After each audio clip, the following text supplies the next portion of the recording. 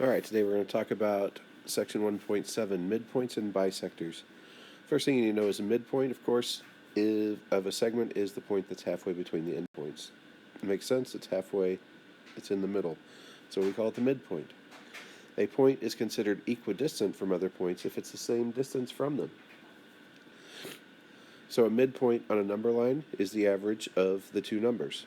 So to find the midpoint of xz, we need to find the average of the x-coordinate of x and z. In order to do that, we're going to use the formula of x sub 1 plus x sub 2, and then we do that, divide by 2. So x sub 1, the x value of x is negative 3. X sub 2, the x value of z is 8. Negative 3 plus 8 over 2, which is 5 over 2, or 5 halves, or 2.5, however you want to call it. So, that's how we find on a horizontal or vertical number line, but whenever we mix those together, we have to find both the x and the y. We're going to find the average of the x and the y values, both of them. So, to find the midpoint of any formula, or of any segment, we use this formula, x sub 1 plus x sub 2 over 2, y sub 1 plus y sub 2 over 2. To find the coordinates of M, the midpoint of segment AB, for A that's at negative 2, 1, and B that's 8, 3. So we're going to say M equals, and that's going to be at negative 2 plus 8 over 2, and that'll be at 1 plus 3 over 2. Negative 2 plus 8 is 6 over 2. 1 plus 3 is 4 over 2. And we can simplify that further. 6 divided by 2 is 3. And 4 divided by 2 is 2. So that is the midpoint, 3, 2. Alright, the coordinates of B, the midpoint of AC, for A, that's at negative 3, negative 2, and C, that's at 5, 10. So we would do negative 3 plus 5 over 2, and then we do negative 2 plus 10 over 2. Negative 3 plus 5 is 2, and negative 2 plus 10 is 8 over 2. 2 over 2 is 1. 8 over 2 is 4. So 1, 4 is the midpoint of AC. So because the midpoint separates a segment into two congruent segments, we can say that the midpoint bisects the segment. All right? Anything that cuts a segment in two equal pieces is a bisector. So we're going to find the measure of segment RT if T is the midpoint of RQ. Now what's cool about midpoints is that it cuts each segment into two equal halves. So that means that RT, because T is the midpoint, RT is exactly the same length as TQ.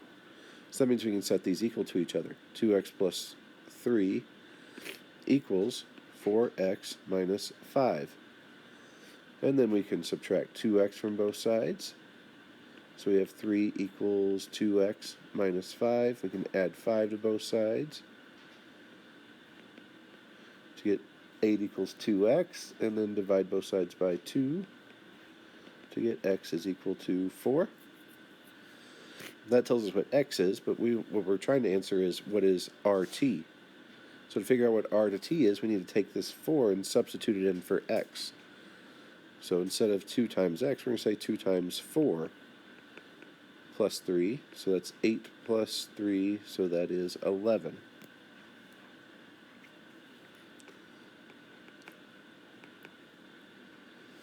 So RT is 11. Now find the measure of AC if B bisects AC. So again, we can set those equal to each other.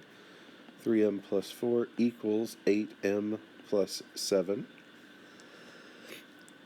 So we can subtract 3m off of both sides to get 4 equals 5m plus 7. We can subtract 7 off of both sides Negative 3 equals 5m. Divide both sides by 5.